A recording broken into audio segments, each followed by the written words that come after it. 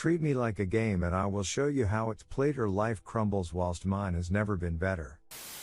This happened to me about a year ago and my current girlfriend encouraged me to post here and share my experience with my cheating ex and how my life has never been better. My therapist also agrees, so here we go. Throwaway because I am pretty sure my ex knows my main Reddit account. I 25M was dating my ex-girlfriend. Let's call her Jess 24F for 4.5 years. We met at university as she was in my business management class.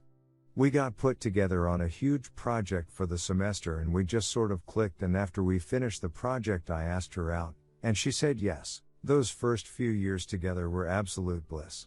We were all lovey-dovey with each other and overall everything just felt right between us. We rarely argued and we never got into fights. We communicated clearly and openly with each other.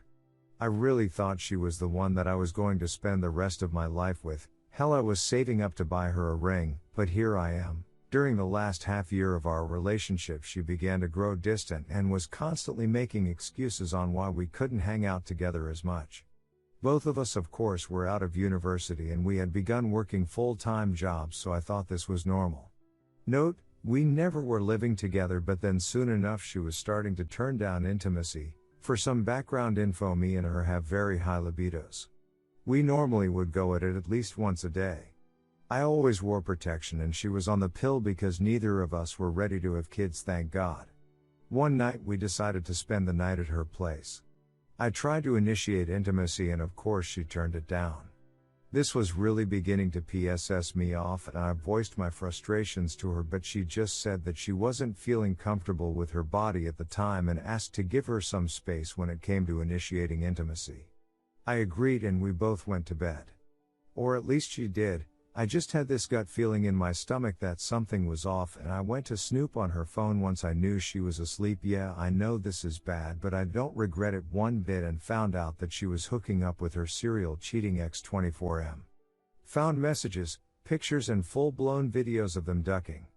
The videos ducking killed me. In those videos she was acting and saying things that really made me look at her as nothing more than a waste of space and a whore. At that very moment all I could feel was hatred towards her. I had looked down at her as she was sleeping and all I could feel was visceral disgust. I then took screenshots of all the messages and sent them to me, including the other pics she sent him. Not the videos though, I couldn't bear to send those.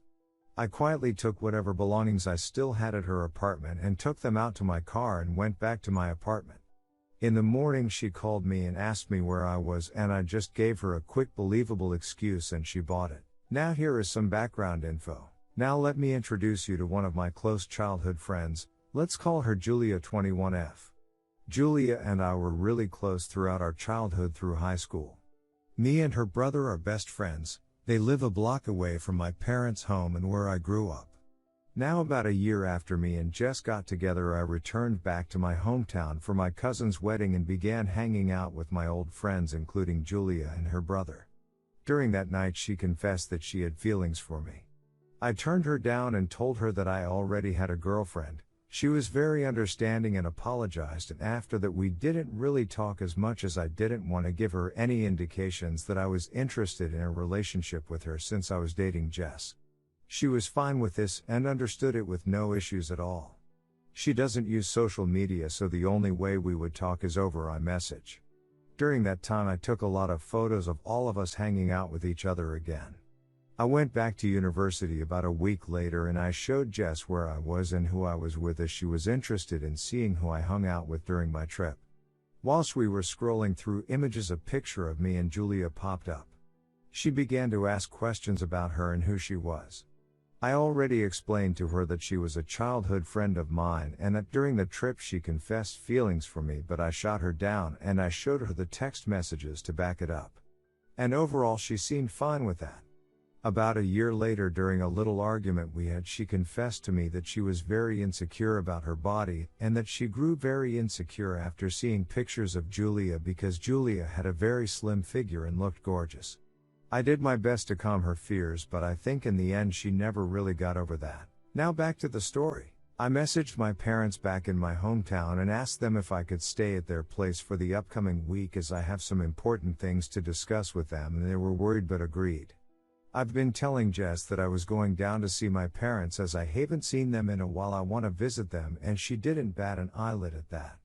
I went to work and met with my boss and explained to him the entire situation, and I asked for a little break, and he told me to take as much time as I need and come back when I'm ready.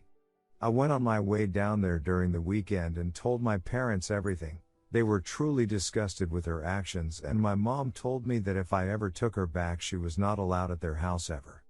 I told my mom not to worry, I had enough self-dignity to not ever take her back. I then messaged Julia and asked if she and I could talk. She agreed, and I went over to her apartment. I explained everything that I found out about Jess. I don't know what happened, but I think at that very moment everything kind of hit me and I began to cry profusely, not only because I lost someone I loved, but the fact that I wasted so much time on her and I would never get that time back. Julia was there to console me throughout my entire breakdown.